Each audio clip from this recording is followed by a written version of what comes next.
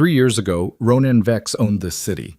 Tonight, he's standing outside a liquor store in a $6,000 coat that hangs off him like a funeral shroud, invisible to everyone who once feared his name. But that's not the worst part. The worst part is the woman sitting in the bakery window across the street, the one he destroyed because she refused to be owned, the one whose ghost he's been running from, the one who's laughing now with another man's hand on her wrist. Some falls break your bones. This one broke something worse. Stay with me until the end. Hit that like button and drop a comment with your city so I can see how far this story travels. The city looked different at Christmas, not softer. Cities like this never became soft. But the lights changed things. They reflected off wet pavement and dirty snowbanks and made broken neighborhoods look briefly expensive. They made lonely people feel, for a few dangerous seconds, like maybe loneliness was temporary. Ronan Vex knew better. He stood outside a liquor store on the corner of Belmont and Archer, with his hands buried deep in the pockets of a coat that had once cost $6,000 and now hung loose on his thinner frame like it belonged to another man. Like it belonged to the version of himself he'd buried 3 years ago when everything he'd built came crashing down around him in a single catastrophic month. A bus hissed past him, spraying gray slush across the curb. Nobody looked twice. That was still the strangest part. Not the apartment with the cracked bathroom tiles where water pooled in the corner no matter how many times he called the super. Not the used Toyota with the bad heater that rattled like it was dying every time he turned the key. Not even the silence from men who had once answered his calls before the first ring finished. Men who now sent him straight to voicemail or blocked his number entirely. The strangest part was how quickly the city had forgotten the shape of him.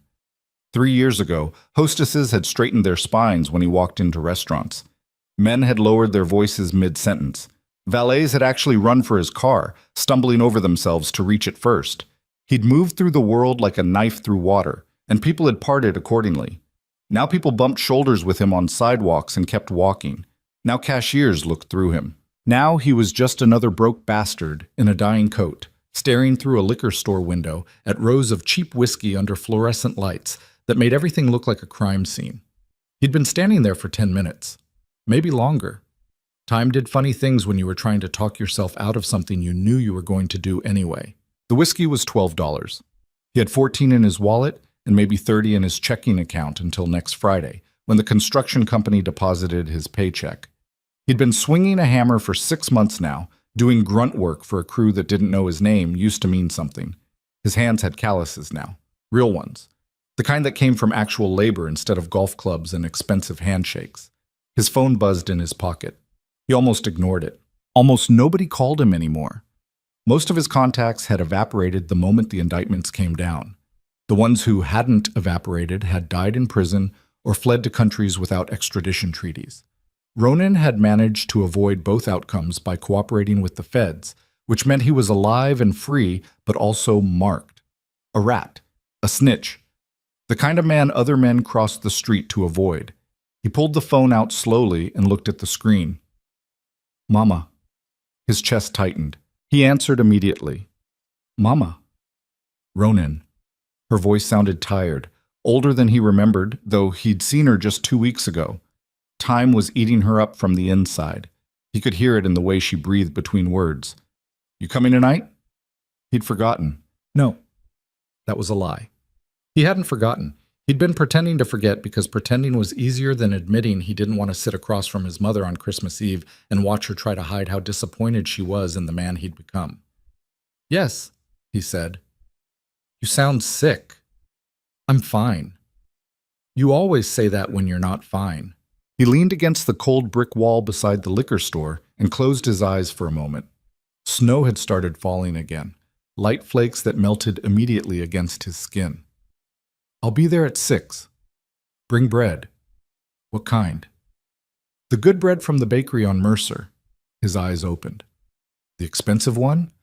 Yes, the expensive one. It's Christmas Eve. Don't argue with me. Something almost like a smile pulled briefly at the corner of his mouth. That tone. That specific combination of command and affection that only mothers could pull off. He'd heard it his entire life, from childhood scraped knees to federal indictments. Okay. And Ronan. Yeah. Shave before you come over. You look like a criminal. I am a criminal. You were a criminal. Now you're just my son who needs a shave. The line clicked dead. He stood there for another moment with the phone pressed against his ear, listening to nothing. Then he put it away and pushed off the wall. The liquor store would still be there tomorrow. Probably. He walked toward Mercer Street with his hands back in his pockets and his shoulders hunched against the cold. The snow was falling harder now, thick wet flakes that stuck to his hair and melted down the back of his neck. Chicago in December. The kind of cold that got inside your bones and stayed there. The walk took 20 minutes. By the time he reached the bakery, his face was numb, and his lungs burned from breathing frozen air. He stopped outside for a moment, looking through the window at the warm yellow light and the people inside moving slowly between tables like everything was fine, like the world wasn't constantly trying to grind them down into dust. Inside, everything smelled like cinnamon and coffee and warm bread, the kind of smell that belonged to normal lives. The kind of smell he had never paid attention to before his own life had stopped being loud enough to drown everything else out. A little girl nearly crashed into him near the counter. She was maybe 6 years old, wearing a red coat with white fur around the hood and carrying a cookie the size of her face. "Sorry," she said breathlessly, before running back toward her mother. Ronan stepped aside automatically. The mother glanced at him briefly, a quick assessment, woman alone with child, strange man nearby, and then dismissed him, not a threat, just another tired person trying to get through the day. "You okay there, sir?" The cashier was looking at him, young guy, maybe 20, with a name tag that said Marcus, and a smile that seemed genuine. "Sir. Not boss. Not Mr. Vex. Just sir." "Yeah," Ronan said quietly. "I'm okay." He ordered the bread his mother wanted. The good bread. $7 for a single loaf because apparently flour and yeast cost more when you shape them correctly and bake them in a nice oven. While Marcus rang him up, Ronan let his eyes drift around the bakery, and that's when his entire body went still. Celeste Monteith sat near the window with a man Ronan had never seen before. Not glamorous now. Not the redcoat fantasy from 3 winters ago when she'd been his mistress, and his obsession, and the thing he'd destroyed because he couldn't figure out how to love something without trying to own it completely. Just a woman in a green sweater with tired eyes and flour on one sleeve, laughing softly while a dark-haired man across from her stirred sugar into her coffee. The man touched her wrist. Small touch. Familiar touch. A love touch. The kind of touch that came from months or years of being together, from building the habit of each other, from learning exactly where to place your hand so the other person knew they weren't alone. Ronan's throat closed. He couldn't move. Celeste looked up, saw him. The color left her face.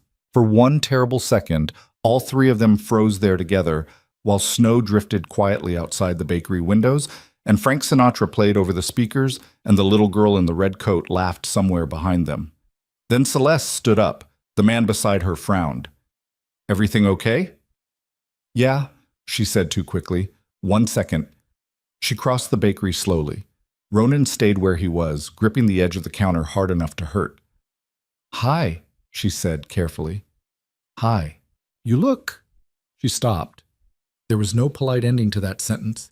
He knew what he looked like, 20 pounds lighter than the last time she'd seen him, unshaven, exhausted, wearing a coat that used to fit and didn't anymore. "You too," Ronan said. That almost made her laugh. Almost. But the sound died in her throat before it could become real. "You okay?" she asked. The question surprised him. Not because she cared. He knew she didn't. Not really. Not after everything he'd put her through. But because she was kind enough to ask anyway. Because despite everything, Celeste had never been cruel. That had been his job. "Yeah," he lied. She glanced toward the counter where the bread sat wrapped in brown paper, waiting for him to pick it up and leave. "Your mom?" "It's Miss Eve." "Still making that soup?" "Yeah." That soup was incredible. Silence settled between them. Not angry, just awkward in the way things become awkward when the fantasy finally dies and 2 people are left standing there with the ordinary truth of who they actually are. Celeste had been beautiful once. Still was, probably, if you looked at her the right way. But Ronan couldn't see her clearly anymore. His memory of her had been replaced by something else, by the sound of her crying in his apartment after he'd screamed at her for talking to another man at a party, By the look on her face when she'd tried to leave and he'd blocked the door.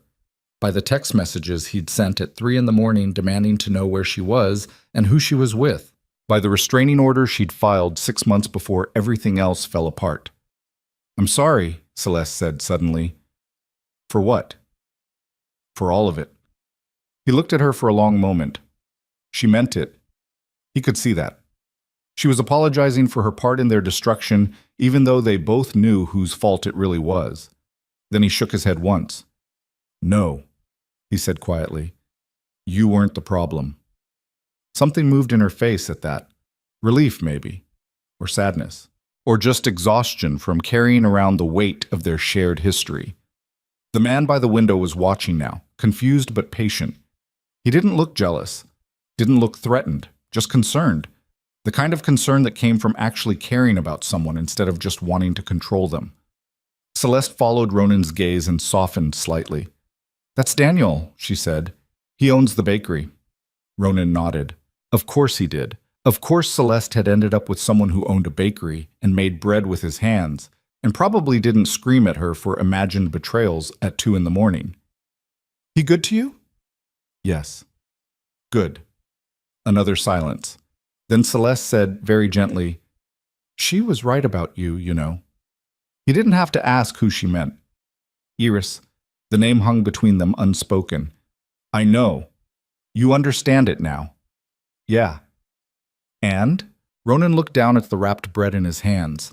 Snow melted slowly on the shoulders of his coat, leaving dark, wet patches on the expensive fabric. "And it's a little late," he said. Celeste's eyes filled briefly with something soft and human, something that looked almost like pity, but wasn't quite. "Maybe," she said, "but late is still better than never." He let out a quiet breath through his nose. "Merry Christmas, Celeste." "Merry Christmas, Ronan." She walked back to the table. Daniel looked up at her, asked something quietly. She answered, shaking her head, touching his shoulder. The two of them sat back down together like people who had already built the habit of each other, like people who didn't have to explain their entire histories every time a ghost from the past showed up. Ronan picked up the bread and left the bakery without looking back. Outside, the snow was falling harder, fat flakes that accumulated quickly on the sidewalk and made the streetlights look softer than they were. He walked to his car and sat in the driver's seat for a long time with the engine off, staring at nothing. His hands were shaking. He gripped the steering wheel until they stopped. Then he started the car and drove toward Westbrook. By the time he reached his mother's house, his shoulders were white with snow and his face was numb again, and the bread had gone cold in the passenger seat. Anna Vex opened the door before he knocked.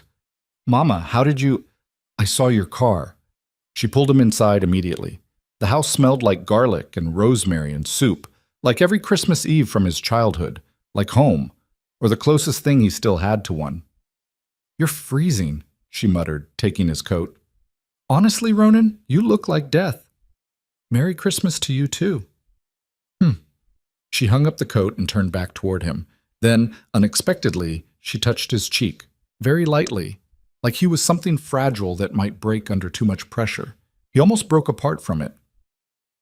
"You're too thin," she said softly. "I know." "You eating?" "Sometimes." That's not an answer. She walked back toward the kitchen. "Come help me." He followed her. The kitchen looked smaller than he remembered from childhood, or maybe he was finally seeing it correctly. Maybe he'd been looking at everything wrong for his entire life, measuring things by their price instead of their value. They cooked in silence for a while. Anna moved around the kitchen with practiced efficiency, stirring pots and checking temperatures and adjusting seasonings without measuring anything. The way women her age cooked, the way women who'd been feeding families for 50 years cooked.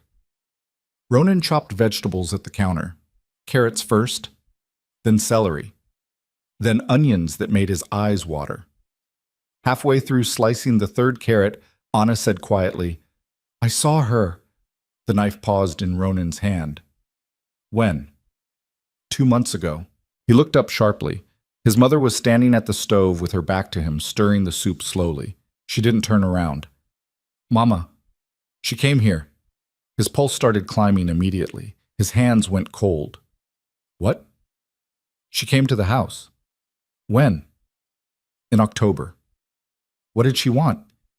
Anna glanced at him over her shoulder. Her face was calm, unreadable, the way it got when she'd already made a decision and wasn't interested in arguing about it. To make sure I was okay. The knife slipped slightly against the carrot. Ronan set it down carefully before he cut himself. She brought groceries, Anna continued, and flowers, yellow ones. She remembered those were my favorite. Ronan stared at her. He couldn't speak. His throat had closed completely. She stayed 40 minutes. We drank tea.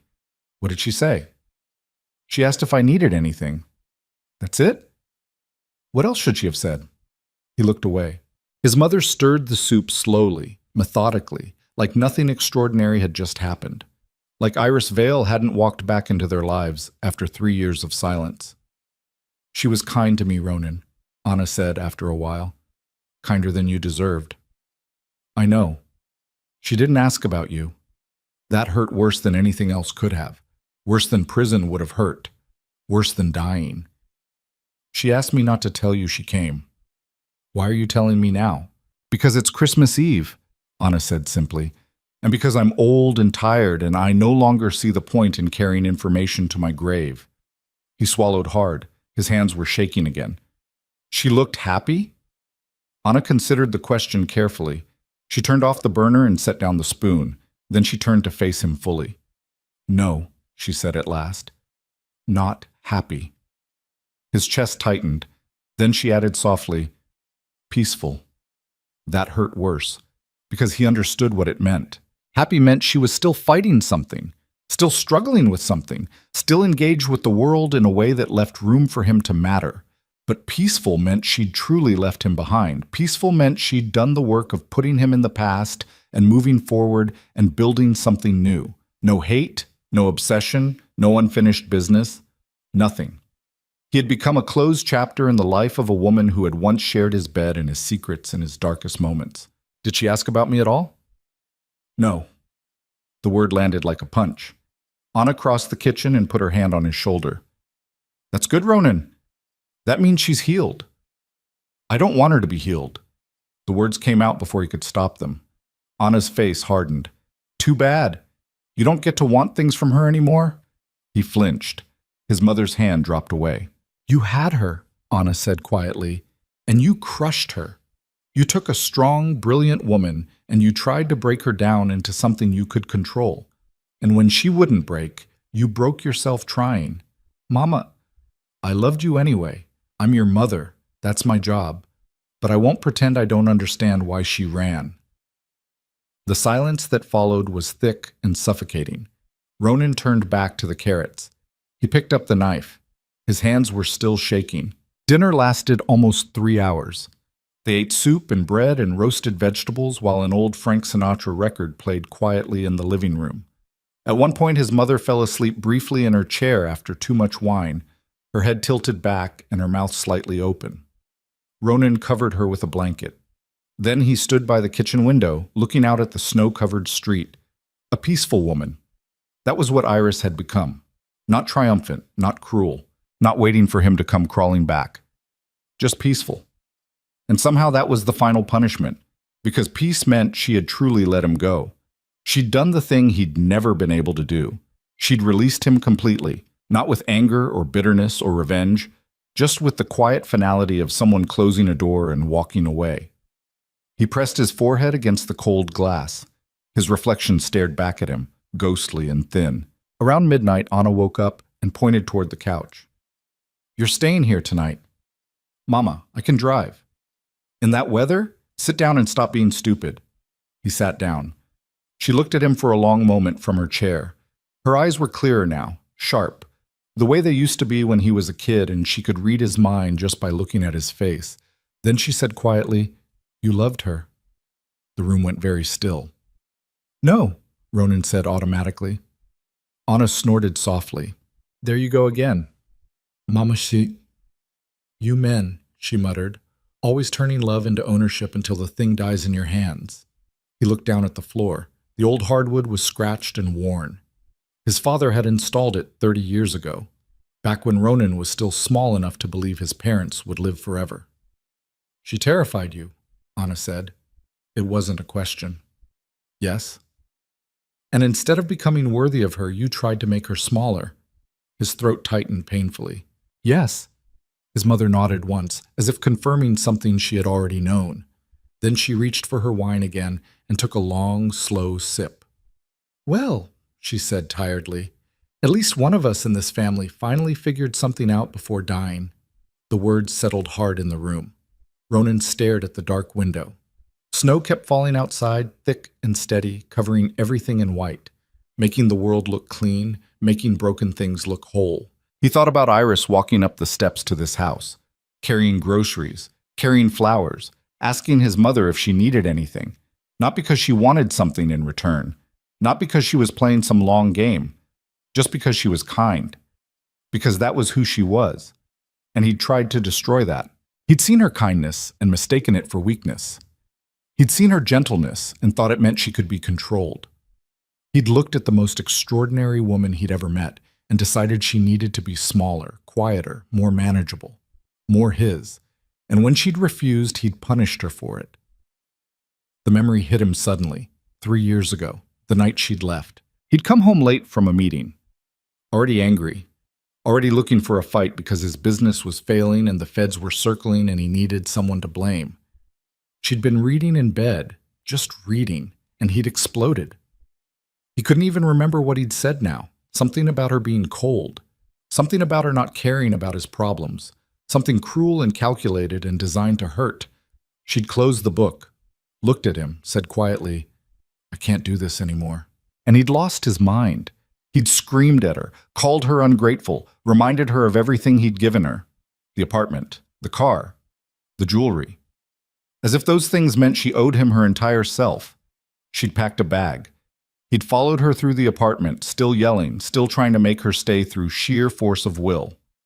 At the door, she'd turned back, and the look on her face had been worse than anger. It had been pity.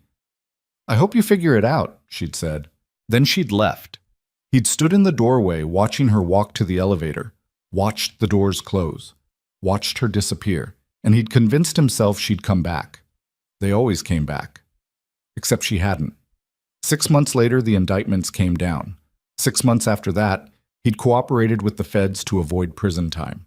And now here he was, 3 years later, still thinking about her, still destroyed by her absence. "Go to sleep, Ronan," his mother said softly. He blinked. She was standing now, clearing dishes, moving slowly through the kitchen like a woman who'd done this 10,000 times before. "You need rest." "I can't sleep." "Then lie down and pretend. But stop staring out that window like you're waiting for something that isn't coming." He wanted to argue, but she was right. She was always right. He lay down on the couch. Anna covered him with a second blanket. Then she turned off most of the lights and disappeared into her bedroom. Ronan stared at the ceiling. Outside, the snow kept falling. Somewhere far north of the city, Iris Vale was living a life he would never be part of again. A peaceful life. A good life. A life built carefully after the ruin he'd helped create. And he deserved every second of this absence. Every moment of this silence. Every long, cold night alone. Because he'd had something extraordinary. And he'd crushed it. Not out of hate, out of fear. Because loving someone without controlling them required becoming someone better. And he hadn't been willing to do the work. The clock on the wall ticked quietly. Midnight passed. Christmas Day arrived. And Ronan Vex lay awake in his mother's living room, finally understanding exactly what he'd lost and exactly why he deserved to lose it, while somewhere far away the woman he'd destroyed had built herself back into someone whole, someone peaceful, someone who no longer needed him at all. Ronan woke up at dawn with his neck twisted wrong and his mouth tasting like copper. For a few seconds he didn't know where he was. Then he saw the familiar water stain on his mother's ceiling, the one shaped like a bird or maybe a fist depending on how you looked at it, and remembered. Christmas morning. His mother's couch. The conversation about Iris. He sat up slowly, every muscle in his back screaming. The house was quiet. Too quiet. He checked his phone. 6:17 in the morning. His mother wouldn't be up for another hour at least, maybe longer after all that wine. He stood up and walked to the bathroom. His reflection in the mirror looked worse than it had yesterday. Eyes bloodshot, jaw covered in 3 days of stubble that had crossed the line from rugged into homeless. The scar above his left eyebrow, courtesy of a broken bottle in county lockup while he was waiting for his plea deal to process, had faded to a pale line, but it was still there. Still visible. Still a reminder of how far he'd fallen. He splashed cold water on his face. Then he did something he hadn't done in months. He opened his phone and typed her name into the search bar. Iris Vale. His finger hovered over the enter button. Don't. He pressed it anyway. The results loaded slowly on his mother's terrible Wi-Fi. Nothing recent. That was the first thing he noticed. No social media accounts, no news articles from the past 2 years. No trace of her digital footprint at all, except for a few old mentions from before everything exploded. She'd disappeared. Not physically. His mother had seen her, so she was still alive, still in the city somewhere. But digitally, deliberately. She'd erased herself. Or maybe she just decided she didn't need the world to know where she was anymore. He kept scrolling. Found an old photo from 4 years ago, a charity gala downtown, back when he was still someone and she was still his.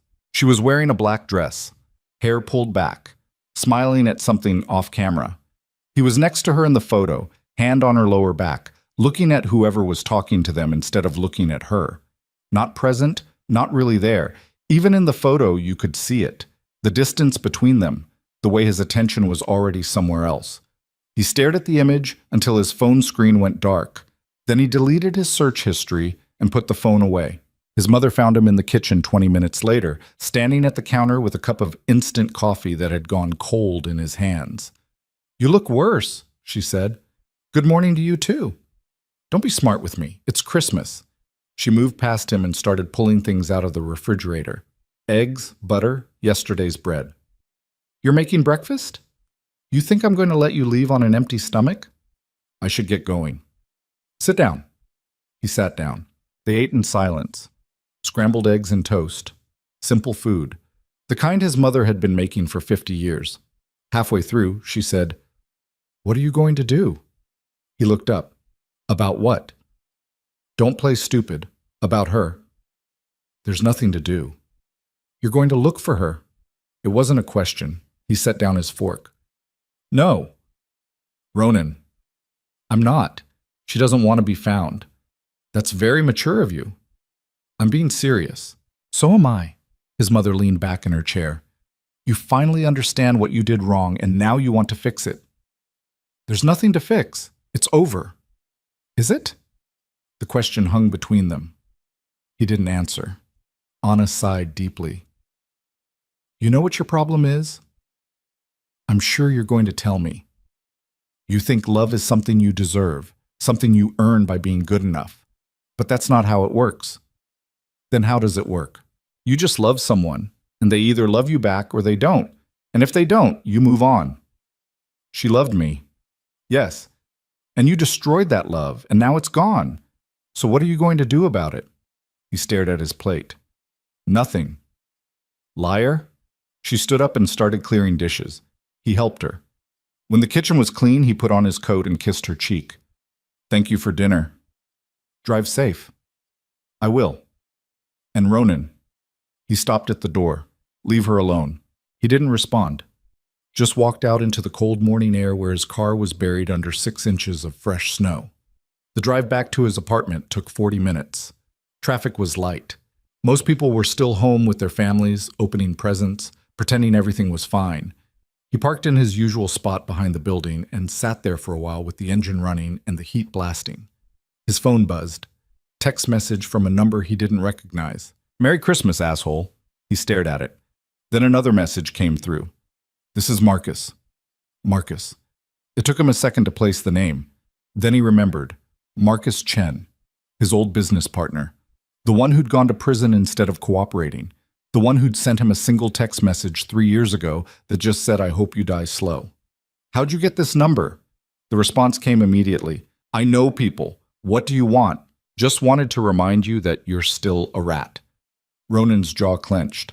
"I did what I had to do. You fucked us all to save yourself. I had a choice. Prison or cooperation. We all had that choice. Most of us made the right one. There is no right one. Keep telling yourself that." Another message. "I'm out now. Been out 3 months." Ronan's stomach dropped. "Good for you. You should be scared. Are you threatening me?" No threats, just facts. People remember what you did. People talk. I don't care what people say. You will. The messages stopped. Ronan sat there staring at his phone. Marcus was out. That changed things. Not because Marcus was dangerous. He wasn't. Not really. He was a numbers guy, an accountant who'd gotten in over his head running money for people who didn't like paperwork. But Marcus knew people, and those people didn't forget. He got out of the car and went upstairs to his apartment. Inside, everything smelled like mildew and old takeout. He needed to clean. He needed to do a lot of things. Instead, he sat on the edge of his bed and opened his phone again. Pulled up that old photo of Iris. Zoomed in on her face. She looked happy in the picture. But he knew better now. He could see the tightness around her eyes. The way her smile didn't quite reach them. The tension in her shoulders even though she was supposed to be relaxed. She'd been miserable. With him. Because of him. And he'd been too blind to see it. His phone rang. Unknown number. He almost didn't answer. Hello? Is this Ronan Vex? Woman's voice, professional, cold. Who's asking? My name is Detective Sarah Brennan. I'm with the Chicago PD. I need to ask you some questions about Marcus Chen. His blood went cold. What about him? He was found dead this morning. The room tilted. What?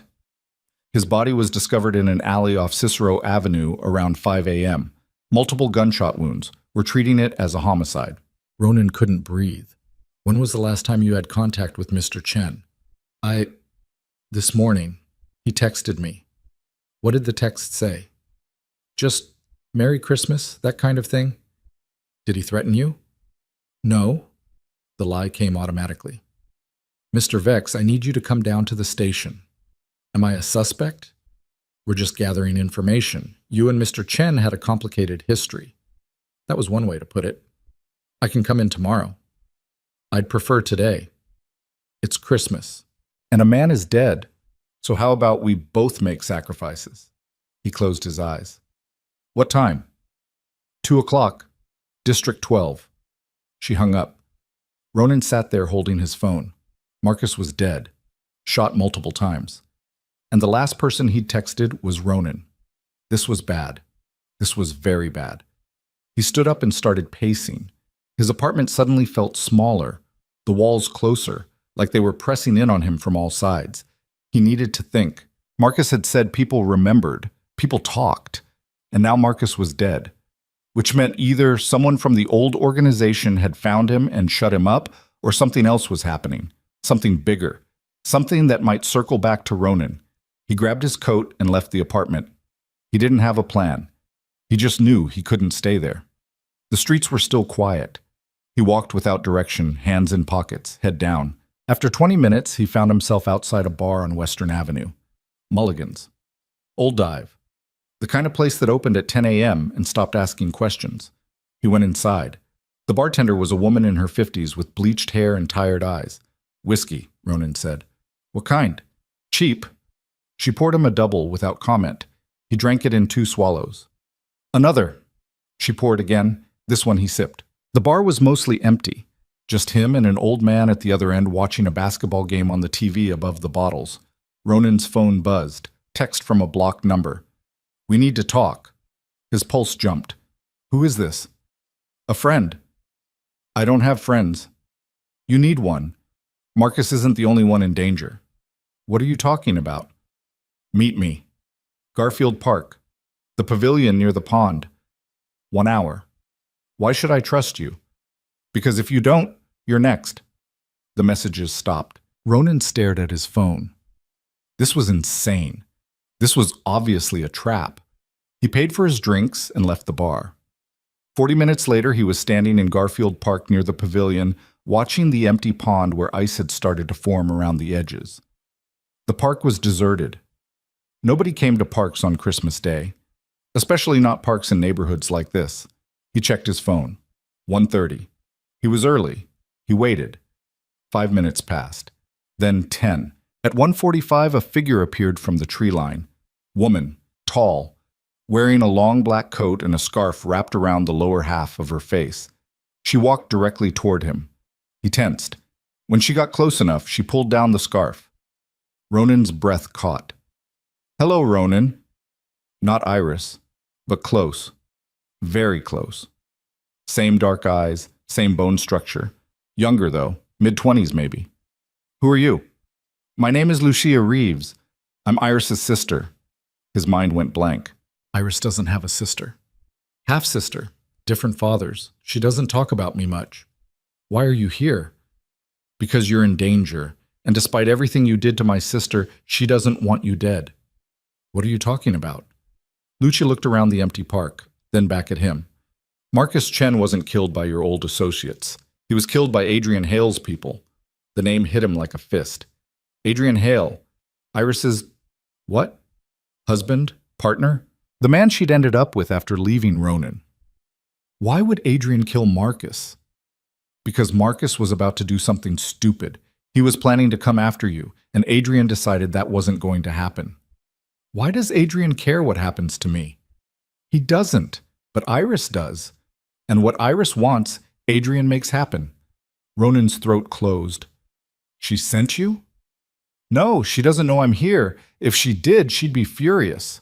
Then why are you here? Because Adrian is getting sloppy. Marcus wasn't the first. There have been others. People from your old life who've been showing interest in finding you, and they keep disappearing. How many?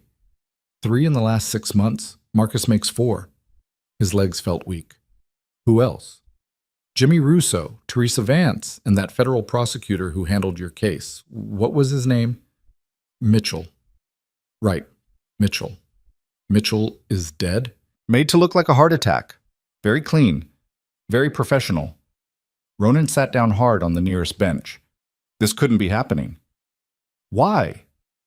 Because Adrian Hale is a dangerous man who takes care of problems before they become problems. And apparently, you're a problem worth protecting. I don't need protection. You don't get a choice. Iris still has feelings for you, complicated feelings, and Adrian is eliminating anyone who might hurt you. She should hate me. She probably does. But she also doesn't want you dead. People are complicated. I need to talk to her. No? I need to tell her to stop this. You think she knows? She doesn't. Adrian keeps her clean. She has a daughter now, a life. She doesn't need to know that her psychotic husband is murdering people on her behalf. He's her husband? Common law. They have a kid together? Close enough. Ronan's chest felt tight. A daughter. Iris had a daughter with Adrian Hale. How old? The kid? 2. Maybe 2.5. He did the math. She'd gotten pregnant less than a year after leaving him. Maybe she'd already been seeing Adrian. Maybe she'd been planning her escape long before that final night. I need to see her. Absolutely not. She needs to know what he's doing. And what happens when you tell her? She confronts Adrian. Adrian admits it. And then what? You think she's going to thank you for destroying her life again? I'm not trying to destroy anything. You don't have to try. You're poison, Ronan. Everything you touch turns to shit. The words hit harder than they should have. Maybe because they were true. Then why are you telling me this? Because I'm giving you a choice. Leave town. Tonight. Drive south until you hit the Gulf and then keep going. Change your name. Start over. Let Adrian think you're gone. Or he'll decide you're too much of a liability and you'll end up like Marcus. I didn't do anything. Doesn't matter. You exist. And as long as you exist, Iris thinks about you. And as long as she thinks about you, Adrian sees you as a threat. That's insane. That's love. The kind of love that burns everything down to protect what's left. She pulled her scarf back up over her face. You have 24 hours. After that, I can't help you. Wait. She stopped. Is she happy? Lucia turned back slightly. Does it matter? Yes. She studied him for a long moment. No, she said finally. She's not happy. She's surviving. There's a difference. What does that mean? It means Adrian takes care of her, protects her, gives her everything she needs. But he's not you. I thought that was the point. It is. But sometimes people don't want what's good for them. Sometimes they want what destroys them. Is he good to her? He's obsessed with her, same as you were, just better at hiding it. Does he hurt her? Not physically, but there are other ways to cage someone. She started walking away. 24 hours, Ronan. Don't waste them. He watched her disappear into the trees. Then he sat there alone in the freezing park while the sun started to sink behind the buildings and his entire world rearranged itself into something he didn't recognize. Adrian Hale was killing people to protect him. No, to protect Iris from the pain of knowing he was in danger, which was somehow worse, because it meant she still cared. After everything. After 3 years of silence. She still cared enough that her husband was committing murder to keep her from being hurt, and Ronan had no idea what to do with that information. He stood up and started walking. His phone buzzed. Detective Brennan. Where are you? You missed your appointment. He'd completely forgotten. Sorry. Emergency. Can we reschedule? No. Come in now or I'm issuing a warrant. For what? For questioning in a homicide. Don't make this harder than it needs to be. He changed direction and headed toward District 12. The police station was busy despite the holiday. Apparently crime didn't take Christmas off. Detective Brennan met him in the lobby. She was younger than she'd sounded on the phone. Maybe 40. Sharp eyes. No wedding ring. Mr. Vex. Detective. Follow me. She led him to an interview room. Small space, table, 2 chairs, mirror on one wall that was obviously two-way glass. Sit. He sat. She sat across from him and pulled out a notepad. Tell me about Marcus Chen. We used to work together. Doing what? Real estate development. That's a creative way to describe money laundering. He didn't respond. When was the last time you saw him in person? 3 years ago, right before he went to prison. And this morning he texted you. Yes. What did he say? Ronan pulled out his phone and showed her the messages. She read them carefully. He called you a rat? Yes. Because you cooperated with federal prosecutor? Yes.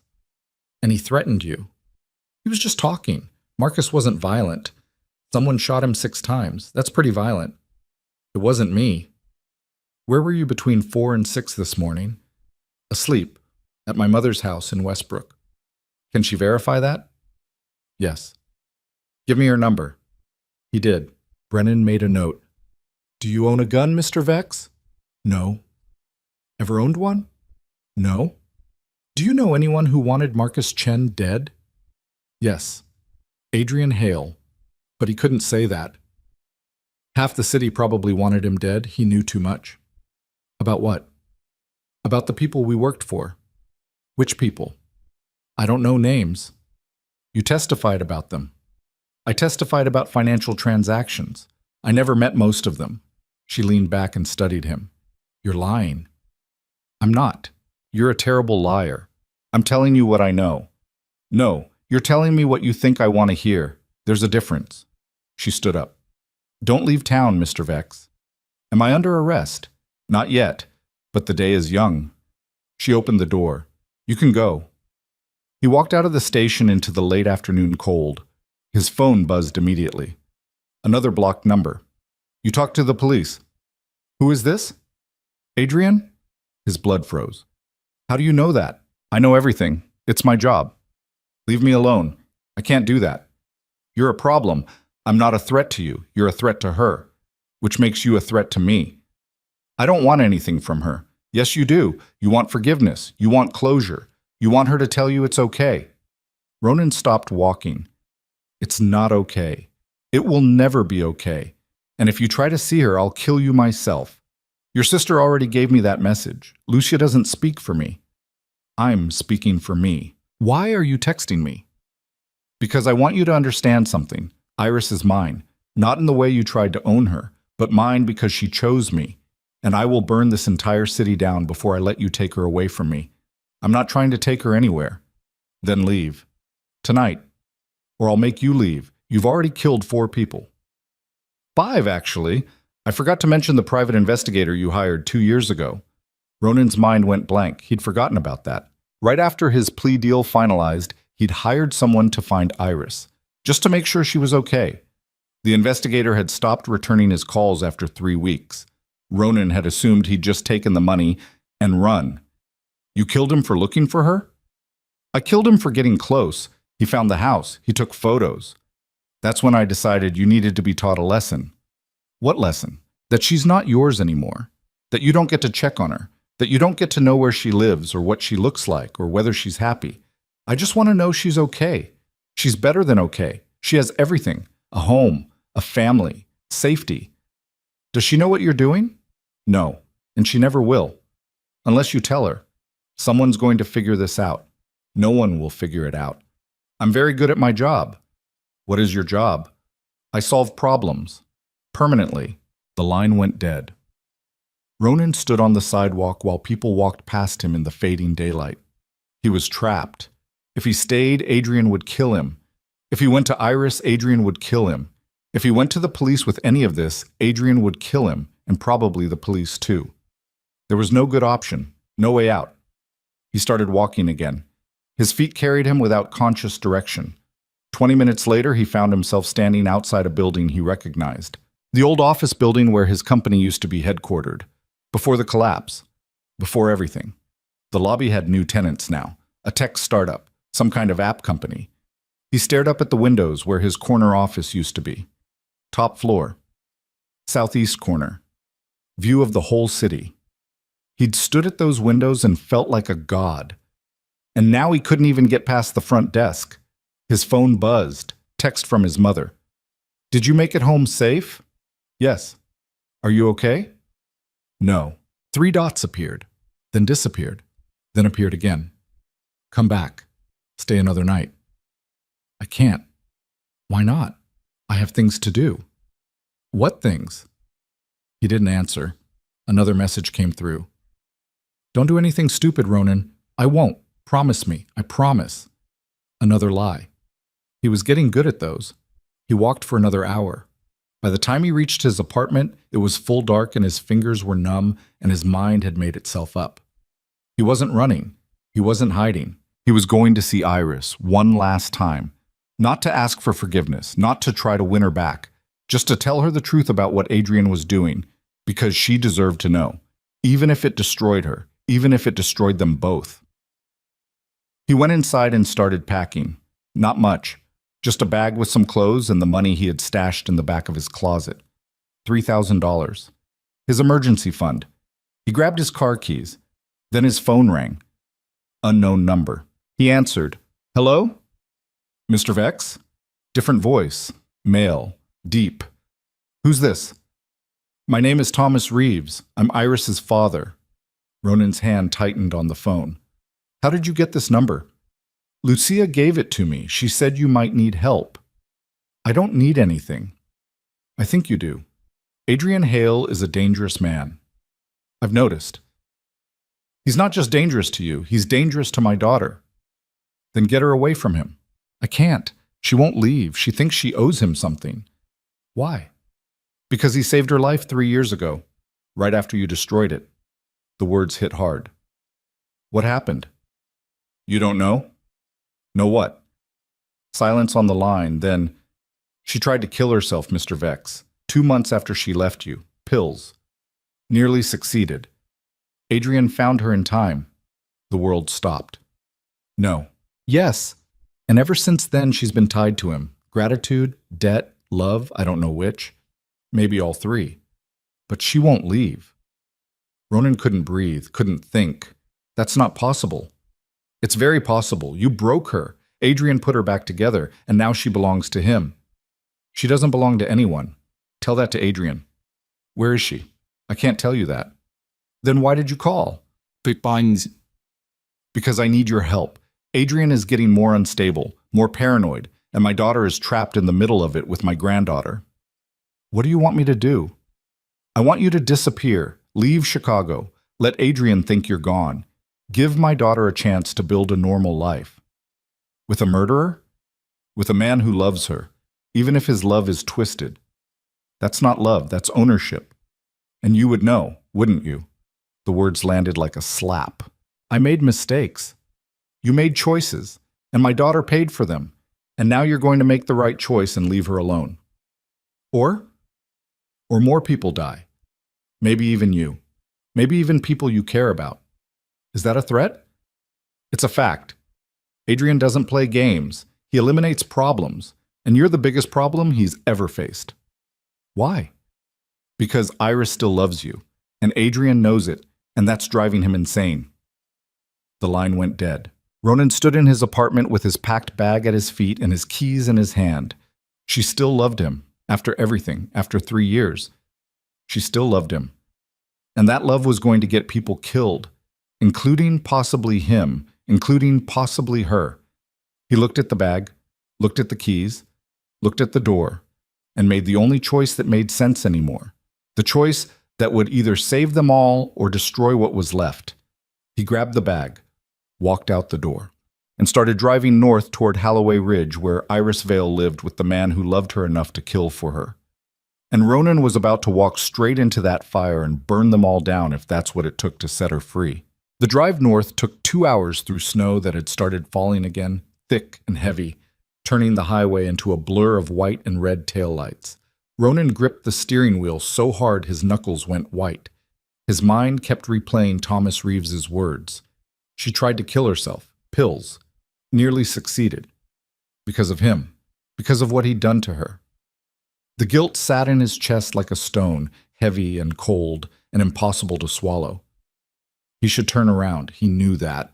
Every rational part of his brain was screaming at him to turn the car around and drive south, like Lucia had told him to. Disappear. Let Iris live her life. Stop being the poison that destroyed everything he touched. But he couldn't. Not anymore. Because if Adrian was killing people to protect her, she needed to know. Even if it destroyed her, even if she hated him for telling her, she deserved the truth. Holloway Ridge wasn't a town so much as a collection of old estates scattered across rolling hills an hour north of the city. Old money.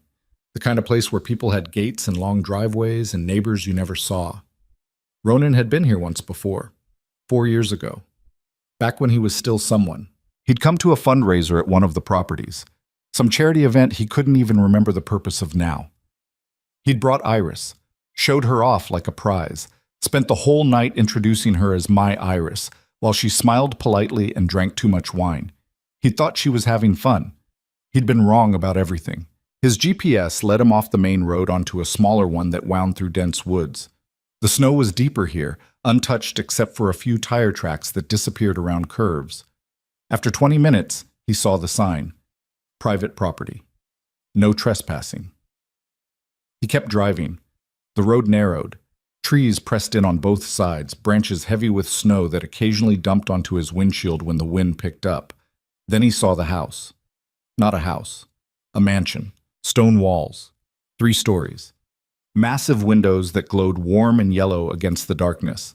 A circular driveway with a fountain in the center, frozen now, covered in snow. 2 cars parked near the front entrance, a black Range Rover, and a silver Audi. Ronan pulled up behind them and turned off his engine. For a long moment, he just sat there, staring at the house. She was inside, right now. Maybe in the kitchen, maybe upstairs putting her daughter to bed, maybe sitting by a fire reading while Adrian worked on whatever it was men like Adrian worked on. Living a life Ronan would never be part of.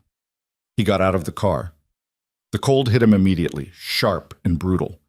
He walked toward the front door. His legs felt unsteady. His heart was hammering so hard he could feel it in his throat. He raised his hand to knock. The door opened before his knuckles touched wood. Adrian Hale stood in the doorway. Tall, maybe 6'2". Dark hair graying at the temples. Sharp suit even at home. Eyes like ice. "I was wondering when you'd show up," Adrian said calmly. Ronan's mouth went dry. "I need to talk to Iris." "No. It's important." "I don't care." "She deserves to know what you're doing." Adrian smiled. It didn't reach his eyes.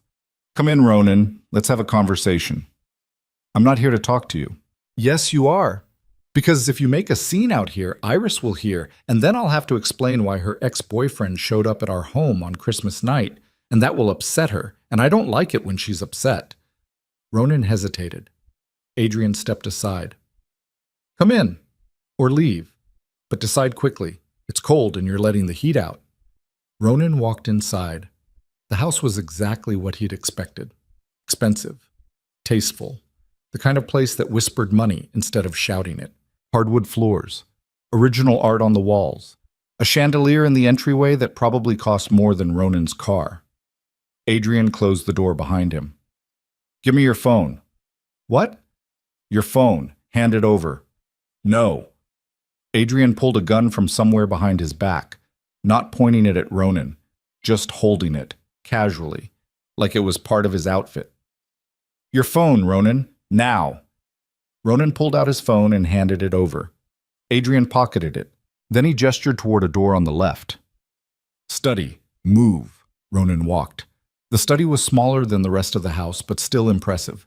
Floor-to-ceiling bookshelves, a desk made from dark wood, leather chairs, a fireplace with actual logs burning. Adrian closed the door behind them. Sit. I'll stand. That wasn't a request. The gun was still in Adrian's hand. Ronan sat. Adrian walked to the desk and leaned against it, gun resting on his thigh. You're stupider than I thought, Adrian said. I need to talk to her. Why? Because she needs to know what you're doing. Which is? Killing people. Marcus Chen, Jimmy Russo, Teresa Vance, the prosecutor, the investigator I hired. Adrian nodded slowly. You've been busy. Did you do it? Does it matter? Yes. Why? Will it change anything? Ronan leaned forward. She needs to know. Why? So she can feel guilty? So she can blame herself for the actions I took to protect her? So she can make her own choices. Adrian laughed. Actually, laughed. You don't get it, do you? Iris doesn't want choices. She wants safety. She wants to wake up every morning knowing no one is going to hurt her, that no one is going to manipulate her or gaslight her or make her feel like she's losing her mind. I never… Yes, you did. You absolutely did. You took a strong, brilliant woman and you spent 2 years trying to break her down into something manageable, something you could control. Ronan's jaw clenched. And when she finally escaped, Adrian continued, she was so broken she tried to end her own life. Did Daddy Reeves tell you that part? Yes. Good. So you understand. You destroyed her. I saved her. And now I protect her. From everyone, including you.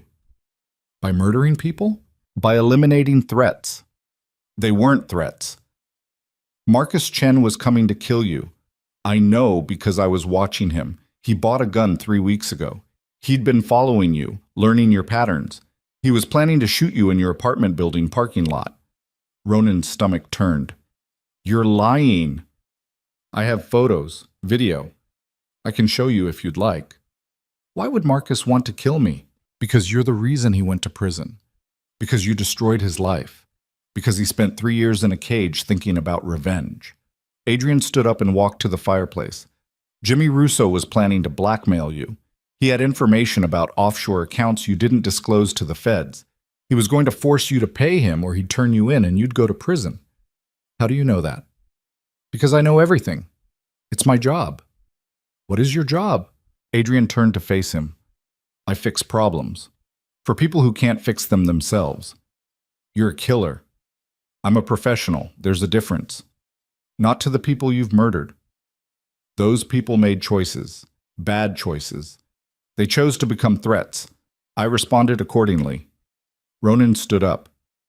Iris wouldn't want this. Iris doesn't know, and she never will, unless you tell her. I will. No, you won't. Adrian raised the gun, not pointing it at Ronan yet, just lifting it, making it visible, making the threat clear. Sit down, Ronan. Shoot me then. Let her hear the gunshot. Let her come running down here and find my body. Let her see what you really are. Adrian's expression didn't change. I'm not going to shoot you. That would be messy, loud, traumatic for Iris. Then what are you going to do? I'm going to give you a choice. What choice? You can leave. Right now. Get in your car. Drive south. Change your name. Start over somewhere else. And I'll let you live.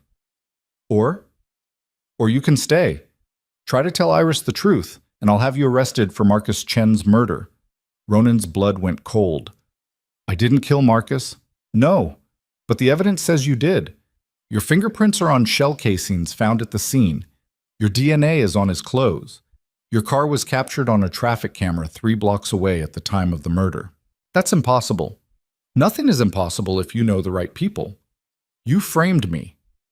I created insurance, in case you became a problem. Ronan couldn't breathe. You've been planning this. Since the moment I realized Iris still had feelings for you. Yes. She doesn't. She does. She won't admit it. Maybe not even to herself. But I see it. The way she looks at her phone sometimes like she's expecting you to call. The way she goes quiet when your name comes up. The way she asked me once, just once, if I knew how you were doing. Adrian walked closer. She still loves you, Ronan, and that makes you the most dangerous person in her life. Because if you showed up and asked her to leave with you, she might actually do it. I'm not asking her to leave. No, you're just asking her to hate herself for staying. The words hit hard. I'm giving her information. What she does with it is her choice. She'll blame herself. She'll think she's responsible for those deaths. She'll spiral. And then I'll have to put her back together again. And I'm tired, Ronan. I'm tired of fixing the damage you left behind. Then let her go.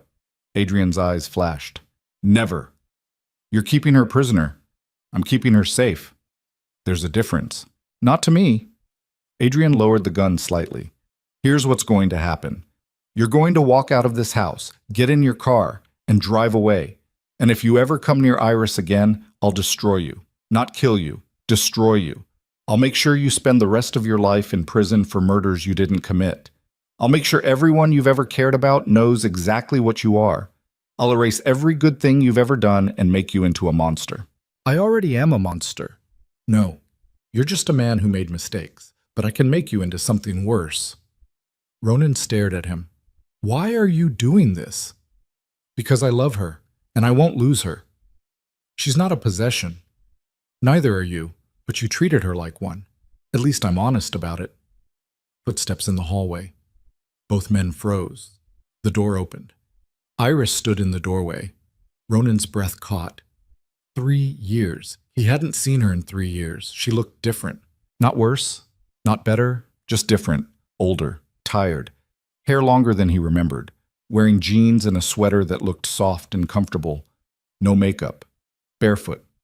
Beautiful in a way that made his chest ache. She looked at Ronan, then at Adrian, then back at Ronan. What are you doing here? Her voice was quiet, controlled, but he could hear the tremor underneath. I needed to talk to you. About what? Adrian moved slightly, positioning himself between them. He was just leaving, Adrian said. I wasn't asking you. Iris's eyes stayed on Ronan. Why are you here? Because you need to know what he's doing. What who's doing? Adrian, he's been killing people to protect you, to protect me. Iris's face didn't change. Is that true? She wasn't asking Ronan. She was asking Adrian. Adrian hesitated for just a second. Then he nodded. Yes. The room went very still. Ronan had expected shock, horror, anger. But Iris just looked at Adrian with something that might have been sadness. Who? Marcus Chen, a few others. People who were planning to hurt him. Adrian gestured toward Ronan. People who were coming after him because of his past. Why? Because I know how you feel about him, and I couldn't let anything happen to him while you still cared. Iris closed her eyes briefly. Then she opened them and looked at Ronan. You need to leave. Did you hear what I just said? He's killing people. I heard you. And you're okay with it? I didn't say that. Then tell him to stop. It's not that simple. Yes, it is. Tell him to stop. Iris stepped into the room fully. She looked smaller than he remembered. Or maybe he was finally seeing her correctly. Adrian, she said quietly, can you give us a minute? No. Please. Adrian looked at her for a long moment. Then he looked at Ronan. 5 minutes. Then I'm coming back in. He walked out and closed the door behind him. Ronan and Iris stood facing each other across the study. 3 years of silence between them. You look terrible, she said finally. You look good. Don't. I'm serious. So am I. Don't do that thing where you try to charm me into forgiving you. I'm not trying to charm you. Then what are you trying to do? I'm trying to save you. She laughed. It was a bitter sound. Save me from what? Adrian? The man who found me when I was dying? The man who called the ambulance? The man who sat with me in the hospital for 3 days until I woke up? He's killing people, Iris. I know. The casualness of it stunned him. You know? I've known for months. And you're staying with him? Yes. Why? Because he's never lied to me. Because he's never tried to make me smaller. Because when I told him I needed space, he gave it to me. When I told him I needed time, he waited. When I told him I didn't want to get married, he accepted it. He's a murderer. So were you. You just paid people to do it for you. The accusation hit like a slap. That's not fair, isn't it? You ran an organization that destroyed lives, that ruined families, that pushed people into desperation. How many people died because of the drugs you moved, the money you laundered, the deals you made? I never killed anyone. You just created the conditions for it, and then you acted like your hands were clean because you weren't holding the gun. Ronan's throat tightened. I'm trying to be better. Are you? Or are you just trying to feel better about yourself? I came here to warn you. Why? So I'd be grateful? So I'd see you as some kind of hero? No, because you deserve to know the truth. I already knew the truth. Adrian told me everything, months ago. And you stayed. Yes. Why? Iris walked to the window and looked out at the dark snow-covered grounds. Because I love him. The words cut deeper than anything else could have. You don't mean that. Don't tell me what I mean. He's manipulating you. He's protecting me. By killing people? By making sure I never have to be afraid again. She turned back to face him. Do you know what it's like to be afraid all the time? To wake up every morning wondering if today is the day he's going to snap? If today is the day he's going to decide you're not good enough? If today is the day he's going to hurt you? I never hurt you. Yes, you did. Every day. With every comment about what I was wearing, every question about where I was going, every time you checked my phone, every time you made me feel like I was losing my mind. I was trying to protect you. You were trying to own me. There's a difference. Ronan's hands were shaking. I'm sorry. I know you are, but sorry doesn't fix anything. I've changed. Have you, or have you just gotten quieter about who you are? I'm not the same person. Neither am I. She walked closer to him, close enough that he could see the faint lines around her eyes, the silver thread in her hair that hadn't been there 3 years ago. I tried to kill myself because of you, she said quietly. I know. Your father told me. Good. You should know. You should carry that because I carry it. Every single day. I wake up and I remember what I did. And I remember why I did it. And I remember that I was so destroyed by you that death felt like relief. Tears were running down her face, but her voice stayed steady. And then Adrian found me. And he saved me. And he put me back together piece by piece. And he never once asked me to be anything other than what I was. He's killing people for you. I know, and I hate it, but I hate you more for making it necessary. It's not necessary. Yes, it is. Because people like Marcus Chen wanted to hurt you. And if they hurt you, I would have blamed myself. Because despite everything, despite how much you destroyed me, part of me still loves you. And Adrian knows that. And he's doing what he has to do to make sure I never have to feel that guilt. That's insane. That's love. That's not love. That's obsession. And you would know, wouldn't you? The door opened. Adrian stepped back inside. Time's up. He looked at Iris. You okay? She nodded. He looked at Ronan. Leave. Now. Iris? Go, Ronan. Her voice was firm, final. Please. You came here to warn me. You warned me. Now go. I can help you. You can't even help yourself. Adrian took a step forward. Last chance.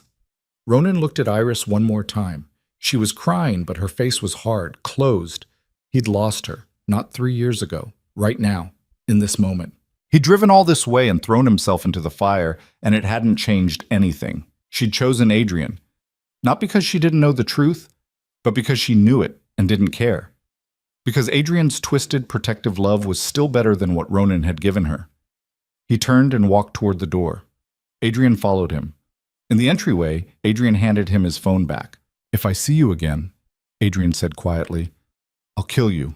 Not frame you, kill you. And I'll make it look like suicide. And everyone will believe it because men like you always end up eating a bullet eventually.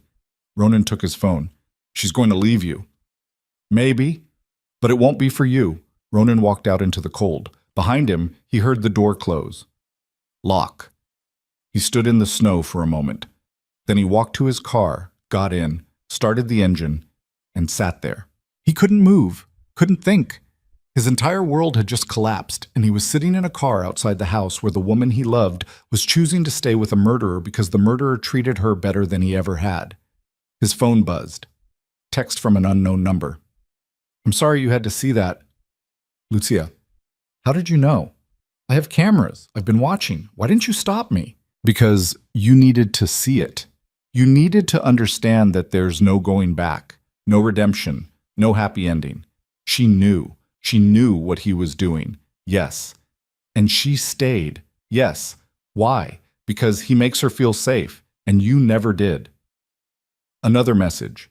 Leave now, Ronan, before Adrian changes his mind about letting you walk away. Ronan put the car in drive. He pulled out of the circular driveway, started down the long road toward the main highway. His hands were shaking. His vision was blurring. He couldn't tell if it was tears or exhaustion or both. Halfway down the driveway, his phone rang. Unknown number again. He answered. Hello? Mr. Vex, this is Detective Brennan. His stomach dropped. What? We have a warrant for your arrest for the murder of Marcus Chen. That's not possible. The evidence says otherwise. Where are you right now? I didn't kill him. Then you'll have a chance to prove that in court. But right now I need you to turn yourself in. Adrian Hale framed me. Who? Adrian Hale. He killed Marcus. He's been killing people. He told me. He framed me. Mr. Vex, are you okay? You sound upset. I'm telling you the truth. Come to the station. We'll sort this out. If I come to the station, you'll arrest me. Yes. But if you run, it'll be worse. He hung up. His phone buzzed immediately. Text from Adrian. I told you I had insurance. The police have everything they need. You have two choices. Turn yourself in and spend the rest of your life in prison. Or run. You're a monster. No. I'm a man who protects what's mine. You're the monster. I just made sure everyone else sees it too. Another message. You have 10 minutes before every cop in the state is looking for you. Run, Ronan, or don't. Either way, you'll never see Iris again. Ronan pulled over to the side of the road. His chest was tight. He couldn't breathe. He was trapped. If he ran, he'd be a fugitive. If he turned himself in, he'd go to prison for a murder he didn't commit. If he stayed, Adrian would probably kill him anyway. There was no good choice. No way out. He sat there in the dark with the engine running and the snow falling and his entire life crumbling into dust around him. And for the first time since this whole nightmare began, Ronan Vex understood that he was going to lose everything. Not because of what he'd done, but because of who he'd been. And no amount of sorry would ever be enough to change that. And the woman he loved was going to spend the rest of her life with a man who killed for her. And she was going to be okay with it, because anything was better than what Ronan had made her feel. And now the only choice left was between prison and running. And he had exactly 8 minutes to decide which kind of hell he wanted to live in. Before the police arrived and made the decision for him, Ronan sat in his car on the side of the road with the engine running and his hands gripping the steering wheel so hard his knuckles had gone white. 7 minutes, maybe less now. The phone sat in the cup holder like a loaded gun. He could hear his pulse in his ears. Thunder without the storm, run or surrender, those were his choices. Prison for a murder he didn't commit, or life as a fugitive with every cop in the state hunting him. Either way, he'd never see her again. Either way, Adrian won. His phone buzzed. Text from Lucia. My father wants to help you. Call him. Now. He picked up the phone, hands shaking so badly he almost dropped it. He called the last number that had contacted him. Thomas Reeves answered on the first ring. Where are you? Side of the road. Maybe 5 miles from your daughter's house.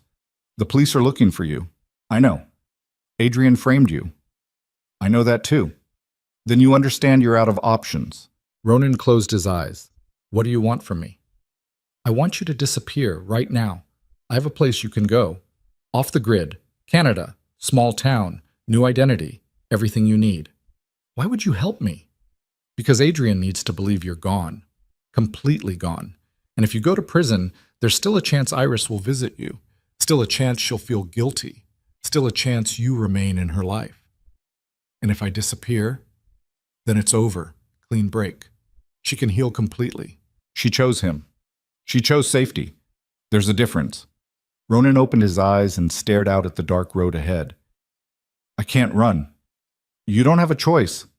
There's always a choice. Not anymore. You're out of time.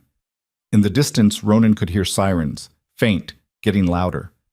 They're coming, Thomas said. In 3 minutes, they'll be on you. Make a decision. If I run, does she ever find out the truth? What truth? That Adrian killed those people. That he framed me, that none of this was real. She already knows. But does anyone else? Do the police? Does anyone who can stop him? Silence on the line. No, Thomas said finally. Adrian is very careful, very connected. No one will ever prove what he's done. Then I need to prove it. You can't. Not from prison, not from Canada. You're done, Ronan. Not yet. He hung up. The sirens were closer now. Maybe a mile away, maybe less. He pulled back onto the road and started driving. Not away from the sirens, toward them. His mind was racing. Adrian had framed him perfectly. Evidence planted, timeline established, witnesses probably lined up. But there was one thing Adrian hadn't counted on. Ronan had nothing left to lose. And a man with nothing left to lose is the most dangerous kind. He drove fast, pushing the Toyota harder than it had been pushed in years. The engine rattled, the heater wheezed, but it held. 2 police cars passed him going the opposite direction, heading toward Holloway Ridge, looking for him where he'd been. Not where he was going. He had maybe 10 minutes before they figured it out. He pulled out his phone and dialed while driving one-handed. The number he deleted 3 years ago but still remembered. It rang 4 times. Then a woman's voice answered. Who is this? Carol? It's Ronan Vex. Silence. What do you want? Carol Mitchell, wife of the federal prosecutor Adrian had murdered. I know how your husband died. Heart attack, I was there. No, murder. Made to look like a heart attack. You're insane. I can prove it. How? Meet me. 20 minutes. The coffee shop on LaSalle where we used to meet. I'm not meeting you anywhere. Your husband was murdered because of me, because Adrian Hale didn't want him looking into my case again. If you want justice, meet me. If you don't, hang up and I'll disappear forever. He could hear her breathing, thinking. 20 minutes, she said. The line went dead. Ronan drove. The coffee shop was still there. Same red awning, same hand-painted sign, same window booths where he'd sat across from Prosecutor Mitchell 3 years ago and negotiated the terms of his cooperation. He parked in back, got out, walked around to the front entrance. Inside, the place was nearly empty. Late night on Christmas. Only the desperate and the lonely were out. Carol Mitchell sat in the corner booth. She looked older than he remembered. Gray hair instead of brown. Lines around her mouth that hadn't been there before. Grief did that. Aged you faster than time ever could. He slid into the booth across from her. You have 5 minutes, she said. Your husband was going to reopen my case. How do you know that? Because someone told me. Someone who knew. Someone who wanted me to understand why he had to die. Who? Adrian Hale. He's been eliminating anyone who might threaten someone I used to be involved with. Marcus Chen, Jimmy Russo, Teresa Vance, your husband, a private investigator. All of them killed to protect her. Protect her from what? From me. From my past. From anything that might bring me back into her life. Carol leaned back. You're telling me my husband was murdered by some lovesick psychopath? Yes. And you have proof? Adrian confessed to me, tonight, in his house. Then you recorded it. No. Then you have nothing. I have his patterns, dates, times, connections between victims. If we go to the police won't listen to you. You're about to be arrested for murder. I was framed. Everyone in prison says that. Ronan leaned forward. Your husband was a good man. He didn't deserve to die because some billionaire decided he was a threat. And if you let this go, Adrian will keep doing it. He'll keep killing, because that's what he does. He solves problems, permanently. Carol's jaw tightened. What do you want from me? Help me prove it. How? Your husband kept files, case notes, evidence logs. Somewhere in there is proof that he was looking into my case again. Emails, phone records, something that connects him to the people Adrian killed. Even if I found that, it doesn't prove Adrian killed him. No, but it establishes motive, it creates doubt. And doubt is all we need to start unraveling everything. We? You want justice. I want to stop him. We're on the same side. We're not on the same side. You're a criminal who destroyed lives. I know what I am, but your husband didn't die because of what I did. He died because Adrian Hale is a monster who gets away with murder because he's rich and connected and no one questions him. Carol stared at him. You're asking me to break into my dead husband's files. I'm asking you to find the truth. And if I do, if I find something, then what?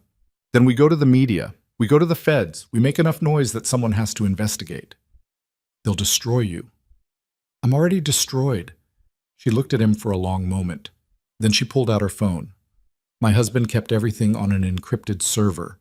I have access. Give me a name. I'll search for it. Adrian Hale.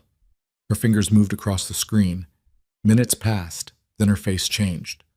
What? Ronan said. There's a file, dated 3 weeks before he died. What's in it? She read silently. Then she looked up. He was investigating Adrian Hale for racketeering, money laundering, possible connections to organized crime. He had subpoenaed bank records, phone records. He was building a case. Ronan's heart was hammering. Print it. Everything. Right now. I can't print from my phone. Email it to yourself, to me, to everyone you know. Make copies. Make it impossible for them to bury. She was already typing. Done. Send me everything. She sent the files. Ronan's phone buzzed as they arrived. 30 pages of documents, evidence, proof. Not of murder, not yet, but proof that Adrian Hale had a reason to want Prosecutor Mitchell dead. This isn't enough to convict him, Carol said. No, but it's enough to start asking questions. Questions that will get you killed. Probably. Then why are you doing this? Ronan looked at her. Because someone has to. His phone rang. Detective Brennan. He answered. Where are you, Mr. Vex? Drinking coffee? We have a warrant. I know. Then turn yourself in. I didn't kill Marcus Chen. Then prove it in court. I was framed by Adrian Hale. He's killed 5 people, maybe more, and he's going to keep killing unless someone stops him. Mr. Vex. Check your email. Carol Mitchell just sent you files from her husband's investigation. Adrian Hale was being investigated for racketeering. Prosecutor Mitchell died 3 weeks after opening that file. Heart attack. Except it wasn't a heart attack. You're not making sense. I'm making perfect sense. You're just not listening. Adrian Hale is a professional killer who eliminates threats. Prosecutor Mitchell was a threat. Marcus Chen was a threat. I'm a threat. And if you don't investigate this, more people will die. Where are you right now? Goodbye, detective. He hung up. Carol was staring at him. You just committed suicide. Probably. They'll arrest you the moment they find you. I know. So what's your plan? I don't have one. That's a terrible plan. It's the only one I've got. She stood up. My husband would have hated this. The chaos. The recklessness. Your husband would have wanted the truth. Yes, he would have. She pulled out a business card and slid it across the table. That's my lawyer, David Chen. Call him when they arrest you. Tell him I sent you. He'll help. Why? Because my husband spent his entire career putting criminals in prison, and he would have been horrified to see an innocent man go down for something he didn't do. She walked toward the door, then stopped, turned back. For what it's worth, I hope you're right. I hope Adrian Hale burns for this. He will. And you? I'll burn too, but at least I'll take him with me. She left.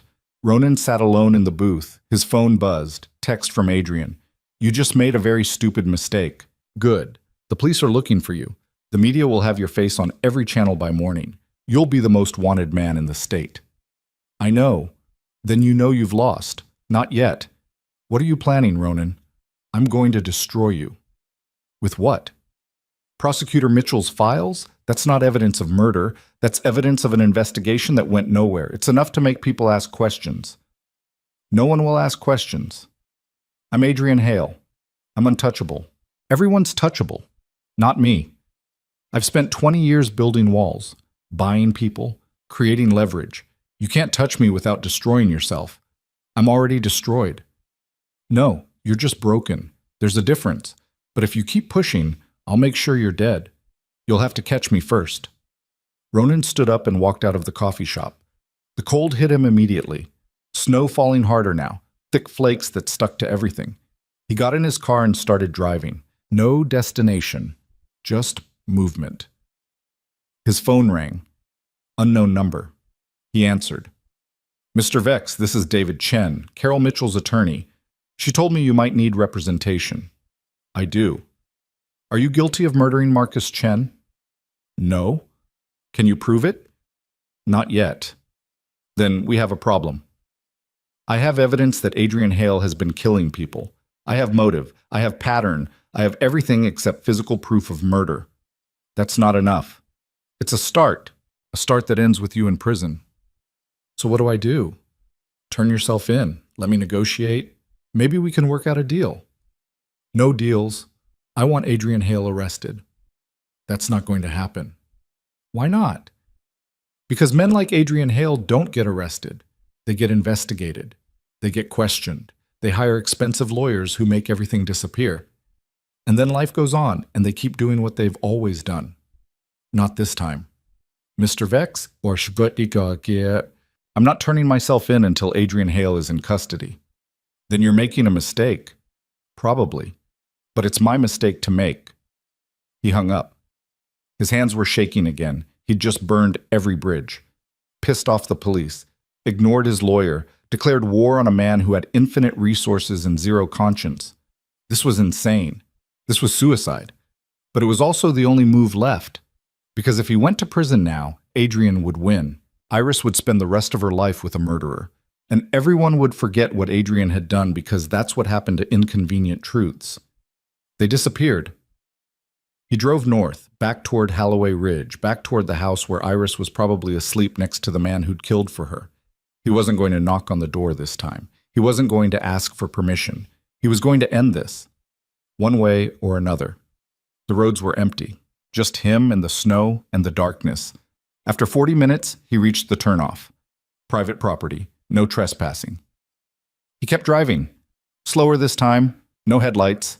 Just the dim glow of the moon through clouds. The house appeared through the trees, still lit, still warm, still perfect. He parked a quarter-mile away and approached on foot. The snow was deep here, nearly to his knees. Each step took effort. His breath came out in white clouds. His face was numb. His hands were numb. But his mind was clear, clearer than it had been in years. He reached the edge of the property, crouched behind a tree, watched the house. Two figures moved past a downstairs window, Iris and Adrian, talking. He couldn't hear them, couldn't read their lips, but he could see their body language. Adrian was agitated, gesturing. Iris was calm, listening. Then she touched his arm, said something. Adrian relaxed slightly, nodded, pulled her close, kissed her forehead. Ronan looked away. His chest felt tight. He forced himself to breathe. He needed to think. Adrian was armed, probably always armed. The house probably had security, cameras, alarms, maybe guards. This was a fortress. And Ronan was one man with nothing but rage and desperation. His phone vibrated. Text from Lucia. I know you're here. I can see you on the cameras. He looked around. Spotted the small black dome mounted on a tree 30 feet away. Go home, Ronan. No. You're going to get yourself killed. Good. I'm serious. Adrian has already called the police. They'll be here in 10 minutes. Then I have 10 minutes. To do what? To finish this. How? He didn't answer. He stood up and started walking toward the house. Out in the open now. No more hiding. If Adrian was watching the cameras, he'd see him coming. Good. Let him see. Let him know this wasn't over. He reached the front door, raised his hand to knock. The door opened. Adrian stood there with a gun pointed at Ronan's chest. I told you what would happen if you came back. Shoot me. Don't tempt me. I'm not tempting you. I'm giving you permission. Shoot me. Right here, right now. Let Iris hear it. Let her come downstairs and see my body. Let her finally understand what you really are. Adrian's jaw tightened. Get off my property. No. The police are coming. I know. They'll arrest you. I know that too. Then what's your play here, Ronan? What do you think you're going to accomplish? I'm going to tell the truth. To everyone, the police, the media, anyone who'll listen. I'm going to tell them what you did, and I'm going to keep telling them until someone believes me. No one will believe you. Maybe not, but I'm going to make enough noise that someone has to investigate. And when they investigate, they'll find the holes, the inconsistencies, the evidence you couldn't quite erase. There is no evidence. There's always evidence. You can't kill 5 people without leaving something behind. Adrian stepped closer. You're bluffing. Try me. If I shoot you right now, it's self-defense. You're a wanted man who broke into my property. I was protecting my family. Then do it. Adrian's finger tightened on the trigger. For a second, Ronan thought he might actually do it. Then Iris appeared behind Adrian. Stop! Adrian didn't lower the gun. Go back inside. No. Iris, I said no. She walked forward until she was standing next to Adrian, looking at Ronan. Why are you here? Because someone has to stop him. He doesn't need to be stopped. Yes, he does. He's killed 5 people, maybe more, and he's going to keep killing as long as you're with him. Those people were threats. They were human beings. They were threats to you, and I'm tired, Ronan. I'm tired of worrying about whether someone from your past is going to show up and drag you back into that life. I'm tired of wondering if you're okay. I'm tired of still caring about you when I should hate you. Her voice broke. So yes, Adrian killed them, and yes, I knew. And yes, I'm okay with it, because for the first time in my life, I feel safe, and I'm not giving that up. Not for you, not for anyone. You're not safe. You're trapped. I'm protected. There's a difference. No, there isn't. Not to me. Sirens in the distance, getting louder. Adrian smiled. Time's up. Good, Ronan said. He pulled out his phone, held it up so they could see the screen. He'd been recording the entire conversation, every word. What is that? Adrian said. Insurance. You recorded us? Yes. And I already sent it to 3 different journalists, and Carol Mitchell, and Detective Brennan, and a dozen other people who will make sure it gets seen. Adrian's face went pale. That's inadmissible. Maybe. But it's enough to start asking questions, enough to make you a suspect, enough to destroy your perfect life. You can't prove anything. I don't have to prove anything. I just have to create doubt. And doubt is all it takes to tear down a man like you. Adrian lunged forward. Ronan stepped back. The gun went off, loud crack that echoed across the snow. Ronan felt the bullet tear through his shoulder, felt the impact spin him sideways, felt the hot burn spread across his chest. He fell. Hit the snow hard. Couldn't breathe, couldn't move. Above him, Iris was screaming. What did you do? What did you do? Adrian was staring at his own hand like it belonged to someone else. He was going to destroy us. You shot him. He recorded us. I don't care. You shot him. The sirens were right on top of them now, red and blue lights flashing through the trees. Ronan's vision was blurring. He could taste copper, feel the cold seeping into his bones. This was it. This was how it ended. Not in prison, not running, but bleeding out in the snow outside the house where the woman he loved had chosen another man. He tried to laugh. It came out as a cough, blood on his lips. Iris was kneeling beside him now, her hands on his chest, pressing down, trying to stop the bleeding. Stay with me. He looked up at her. I'm sorry. Shut up. For everything, I'm sorry. Shut up and stay awake. I tried to save you. You tried to destroy everything, like always. Yeah. His eyes were closing. Ronan. Ronan, look at me. He forced them open. She was crying. He'd never seen her cry like this, not even at the end. I loved you, he said. I know. I did it wrong. I know, but I loved you. I know.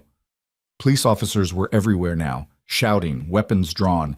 Adrian was on the ground, hands behind his head. Someone was yelling at Iris to step away. She didn't move. I can't let you die. Why? Because then you win. He almost smiled. How? Because if you die like this, you're a martyr. And I'll spend the rest of my life wondering if I made the right choice. You did. Did I? His vision was darkening, edges going black. Ronan, stay awake. He couldn't. The cold was everywhere now, inside him, around him, and the last thing he saw before everything went dark was Iris's face above him, streaked with tears, and the knowledge that he'd finally done something right. He'd made her see, even if it cost him everything. She finally saw what Adrian really was, and maybe that was enough. Maybe that was the only redemption he'd ever get. And then the darkness took him completely. Ronan woke up to the sound of machines beeping, steady rhythm, mechanical breathing that wasn't his own. He tried to open his eyes. The light was too bright. White ceiling, white walls, white sheets, hospital. He was alive. That surprised him. He'd been so sure he was dying in the snow, so sure that darkness was permanent. Pain hit him then, sharp and immediate. His shoulder felt like it was on fire. He tried to move and immediately regretted it. Don't! A woman's voice, not Iris. He turned his head slowly. A nurse stood beside his bed, checking the IV line in his arm. You've been out for 2 days, she said. The bullet tore through your shoulder, missed the artery by half an inch. You're lucky to be alive. Don't feel lucky. You will, once the morphine wears off. She adjusted something on the machine beside his bed. There are police outside. They want to talk to you. About what? I don't ask those kinds of questions. That's above my pay grade. She left. Ronan lay there staring at the ceiling. 2 days. What had happened in 2 days? Was Adrian arrested? Did the recording work? Did anyone believe him? The door opened again. Detective Brennan walked in. She looked tired. More tired than when he'd seen her at the station. She pulled up a chair and sat down beside his bed. Mr. Vex. Detective. You've had an interesting week. That's one way to put it. Adrian Hale is in custody, charged with attempted murder, and we're investigating him for the deaths of Marcus Chen, Prosecutor Mitchell, and 3 others. Ronan's chest tightened. You believe me. The recording helped, so did Carol Mitchell's files, and once we started digging, we found other things. Financial records, phone records, evidence that Adrian Hale has been paying people to make problems disappear for years. Will it stick? I don't know. His lawyers are very good, but we have enough to make his life difficult. Very difficult. She leaned back in the chair. You should know that the charges against you have been dropped. The evidence that framed you for Marcus Chen's murder was fabricated.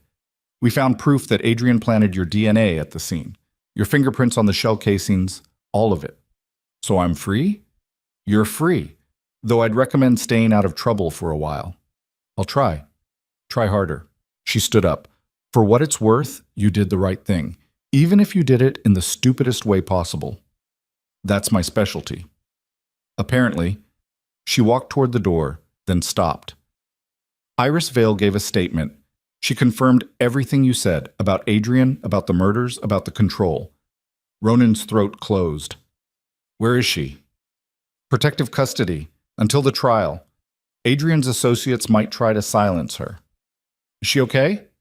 Brennan looked at him for a long moment. No, but she's alive, which is more than I can say for a lot of people in this mess. She left. Ronan closed his eyes. Iris had confirmed everything, which meant she'd turned on Adrian, which meant she'd chosen the truth over safety, which meant maybe, just maybe, he'd actually accomplished something, even if it destroyed them both.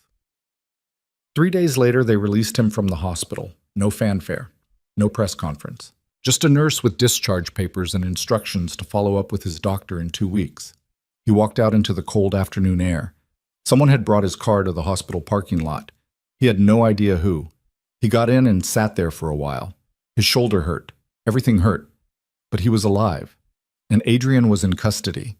And Iris was safe. That had to count for something. He drove to his apartment. Inside, everything was exactly as he'd left it. Dishes in the sink. Clothes on the floor. The smell of mildew and neglect. He'd been gone less than a week, but it felt like years. He sat on the edge of his bed and pulled out his phone. Dozens of missed calls, voicemails from reporters wanting interviews, texts from people he hadn't heard from in years suddenly interested in his story. One text from his mother. "I saw the news. Call me when you can." He called her. She answered immediately. "Ronan." "Hi, Mama." "You got shot." "Yeah. You could have died." "I know. And you didn't call me?" "I was unconscious." "Don't be smart. Are you okay?" "I'm fine." "That's a lie." "Yeah." She was quiet for a moment. "Did you see her?" He knew who she meant. "Yeah." "And?" "And she chose the truth. She's testifying against him." "Good." "Is it?" "Yes. It means she's finally free." "Free and destroyed. Better destroyed and honest than whole and living a lie." He rubbed his face with his free hand. "I don't know what to do now." "You heal. You rest. You figure out who you want to be." "I don't know who that is anymore." "Then you have time to figure it out." They talked for another 20 minutes. Small things. Normal things. The weather, her garden, the neighbors. Things that had nothing to do with murder or betrayal or gunshot wounds. When they hung up, Ronan felt slightly less hollow. Slightly. 2 weeks passed. He went to physical therapy for his shoulder, met with David Chen to prepare for potential testimony in Adrian's trial, ignored calls from journalists, tried to build some kind of normal routine. Wake up, coffee, therapy, lunch, walk, dinner, sleep. Repeat. It was boring. It was quiet. It was exactly what he needed. One morning, there was a knock on his door. He opened it. Lucia stood in the hallway. She looked different than she had in the park. Softer, less sharp. "Can I come in?" He stepped aside. She walked into his apartment and looked around. "This is depressing." "I know. You should get a plant or something." "Plants die when I look at them." She almost smiled. Then she pulled an envelope from her jacket. "Iris asked me to give you this." His heart stopped. "Why didn't she come herself?" "Because she's not ready to see you. And honestly, I don't think she ever will be." "Why not?" "Because seeing you hurts. Because you're a reminder of everything she survived. Because loving you nearly killed her, and she's finally learning how to live again." Lucia set the envelope on the table. "She wanted you to know she's grateful for what you did, for stopping Adrian, for giving her a way out." "I didn't do it for gratitude." "I know. You did it because you still love her." "Yeah." "Does she know that?" "Probably." "And it doesn't change anything." "No." Lucia looked at him for a long moment. "You're not a good man, Ronan, but you're trying to be, and that's more than most people manage." "That's a low bar." "It's the only bar that matters." She walked toward the door. "Take care of yourself." "You too." She left. Ronan stood alone in his apartment staring at the envelope. White paper. His name written in Iris's handwriting. He'd recognize that handwriting anywhere. He sat down and opened it. Inside was a single sheet of paper. No date, no greeting, just words. "Ronan, I don't know how to write this. I've started and stopped a dozen times. Thrown away drafts, deleted messages. Tried to find the right words and realized there aren't any. So I'll just say what I need to say. Thank you for saving me. Again. Even though I didn't ask for it, even though it nearly killed you, even though I told you to leave, you stayed, and you fought, and you gave me a way out of something I didn't even know I needed to escape. Adrian wasn't a monster, not at first. He was kind, patient, everything you weren't. He saved me when I was dying, and I convinced myself that gratitude was the same as love, that safety was the same as happiness, that being protected was the same as being free. I was wrong. He loved me the way you loved me, with obsession, with control. Just quieter, just cleaner, just better at hiding it. And I let him. Because I was so tired of fighting, so tired of being afraid, so tired of wondering if I was strong enough to survive on my own. You forced me to see the truth, and I hate you for it. Because ignorance was easier, because pretending was safer, because now I have to rebuild everything again. But I'm also grateful, because I'm alive, and my daughter is safe. and we're free. I don't forgive you for what you did to me. I don't think I ever will. But I understand now that you were broken too, that you were trying to love me the only way you knew how, and that your brokenness broke me. We destroyed each other, Ronan, and there's no coming back from that. So this is goodbye. Not the angry goodbye from 3 years ago. Not the desperate goodbye from the hospital, just goodbye. I hope you find peace. I hope you learn how to love someone without destroying them. I hope you figure out who you are when you're not trying to own someone else. And I hope you understand that I can't be part of that journey, that seeing you hurts too much, that I need to let you go completely if I'm ever going to heal. Take care of yourself. Iris Ronan read the letter 3 times. Then he folded it carefully and put it back in the envelope. He walked to the window and looked out at the street below. Snow was falling again, light flakes that drifted slowly down and melted on contact. This was the end, the real end. Not dramatic, not explosive, just quiet acceptance. She was gone. Not because she didn't care, but because she cared too much to let him back in. And he understood. For the first time in his life, he actually understood. Love wasn't about holding on, it was about knowing when to let go. He pulled out his phone and typed a message. Not to Iris, to himself.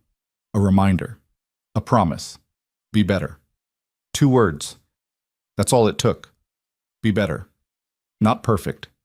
Not redeemed. Just better than yesterday. Better than the man who'd destroyed her. Better than the man who'd tried to own her. Better. He saved the note and put his phone away. Then he grabbed his coat and walked out into the snow. Adrian Hale's trial began 6 weeks later. Ronan didn't attend. He watched the news coverage from his apartment while eating takeout and trying not to think too hard about what it all meant. The trial lasted 3 weeks. The prosecution presented evidence of 5 murders. Marcus Chen, Prosecutor Mitchell, Jimmy Russo, Teresa Vance, the private investigator. They had financial records showing payments to known criminals. They had phone records placing Adrian at or near each crime scene. They had testimony from Iris describing Adrian's obsessive behavior and his confessions. They had Ronan's recording. Adrian's defense argued that the evidence was circumstantial, that Ronan was a disgraced criminal with an axe to grind, that Iris was a traumatized woman who'd been manipulated into betraying her partner, that the recording was taken illegally and therefore inadmissible. The jury deliberated for 5 days. On the 6th day, they came back with a verdict. Guilty on 3 counts of murder. Not guilty on 2. Hung jury on conspiracy charges. Adrian was sentenced to life in prison without possibility of parole. The news anchors called it a victory for justice. Ronan called it incomplete, but it was something. 3 months after the trial ended, Ronan got a job. Not construction this time. Something different. A community center on the south side needed someone to teach basic financial literacy to people getting out of prison, helping them understand credit, budgets, how to avoid the predatory lending that trapped so many people in cycles of poverty. It paid almost nothing, but it felt right. He was good at it, better than he expected. Turned out spending years laundering money taught you a lot about how money actually worked. And the people he taught appreciated it, actually listened, actually wanted to learn. One evening after class, a young woman approached him, maybe 25, thin, tired eyes, fresh out of county after 18 months for drug possession. Mr. Vex. Yeah? I just wanted to say thank you for today, for all of this. Nobody ever taught me this stuff before. You're welcome. Can I ask you something? Sure. How did you end up here? Teaching us? You were like rich and important and stuff. I saw the news. He considered how to answer. I was rich and I was definitely involved in stuff, but I wasn't important. I just thought I was. And it took losing everything to figure out the difference. She nodded slowly. So you think people can change? I think people can try. Whether they succeed is a different question. You trying? Every day. She smiled slightly. That's good. That's real good. She left. Ronan packed up his materials and walked out into the evening air. Spring now. The snow was gone. The city looked different in warmer weather. Not better, just different. He walked to a coffee shop 3 blocks away. Same one where he'd met Carol Mitchell. Ordered a coffee. Sat in the corner booth. pulled out his phone and opened the Notes app. The reminder was still there. Be better. He'd read it every day for the past 4 months. Some days it worked, some days it didn't, but he kept trying. That had to count for something. The door opened. A woman walked in with a little girl, maybe 3 years old, dark hair, dark eyes, holding her mother's hand and talking excitedly about something. The woman looked up. Iris. Their eyes met across the coffee shop. For a moment, neither of them moved. Then Iris's face hardened slightly. Not angry, just closed. She picked up her daughter and walked to the counter, putting herself between the child and Ronan. Protective. He understood. He stood up, threw away his coffee even though it was still half full, and walked toward the door. As he passed her, she said quietly, "Ronan." He stopped, didn't turn around. "Thank you," she said, "for not making this awkward. I'm trying to be better." "I know. I heard about the community center." "How?" "Lucia keeps tabs on you. Make sure you're not backsliding." "I'm not." "Good." Silence. Then, "She's beautiful. Your daughter." He could hear the smile in Iris's voice. "She is. Her name is Lucia, after my sister." "That's a good name." "Yeah." He started walking again. "Ronan." He stopped. "I'm glad you're trying. I'm glad you're choosing to be better." "Me too. But I need you to understand something." "What?" "This doesn't change anything between us. What you did. What I did. What we were. It's still over. It will always be over." "I know." "Do you?" "Yeah, I know." He could feel her looking at him. Then, "Okay. Goodbye, Ronan. Goodbye, Iris." He walked out of the coffee shop. Didn't look back, didn't need to. He'd said everything he needed to say, and she'd said everything she needed to say. And now it was done. Really done. Not the explosive ending he'd once imagined, not the romantic reconciliation, not the dramatic gesture. Just two broken people acknowledging they'd destroyed each other and choosing to move forward separately. That was love too. The kind that let go instead of holding on. The kind that said goodbye without bitterness. The kind that hurt but didn't bleed. 6 months later, Ronan moved out of his apartment. Found a small house in a quiet neighborhood. Nothing fancy, just 2 bedrooms and a yard that needed work. He bought a plant. It lived. That felt significant. He kept teaching at the community center. Started volunteering at a halfway house on weekends. Helped people fill out job applications. Drove them to interviews. Listened when they needed to talk. It wasn't glamorous. It wasn't the life he'd imagined for himself when he was 25 and building an empire. But it was honest. And honest felt better than he'd expected. One evening, his mother came to visit. She walked through the house slowly, examining everything. "You have a plant," she said. "I have a plant. It's alive." "So far." She smiled. "I'm proud of you." The words hit harder than he expected. For what? For not giving up. For choosing to keep trying, even when it would have been easier to quit. "I quit a lot of things, Mama. But not yourself. You didn't quit yourself. And that matters." They sat on his back porch drinking tea while the sun went down. "Do you still think about her?" Anna asked. "Every day? Does it hurt?" "Yes." "Good." He looked at her. "Good?" "Yes. It means you're human. It means you loved something real, even if you loved it wrong." "I loved it very wrong." "But you loved it, and now you're learning how to love better." "How do you know?" "Because you let her go. Because you're not chasing her. Because you're building a life instead of trying to reclaim an old one." She set down her tea. "That's growth, Ronan. That's what it looks like. It's slow. It's supposed to be." They sat in comfortable silence while the sky turned orange and then purple and then dark. After she left, Ronan sat alone on the porch, pulled out his phone, looked at the reminder. Be better. He added 2 words. Be better. Keep going. Then he put his phone away and went inside. 2 years after Adrian's trial, Ronan was walking home from the community center when he saw a familiar face. Celeste, standing outside a bakery, not the same one where he'd seen her on Christmas Eve, a different one. She was locking the door, keys in hand, tired smile on her face. He almost kept walking, almost decided not to say anything, but then she saw him.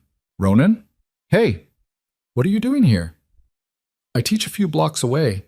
Financial literacy class. Really?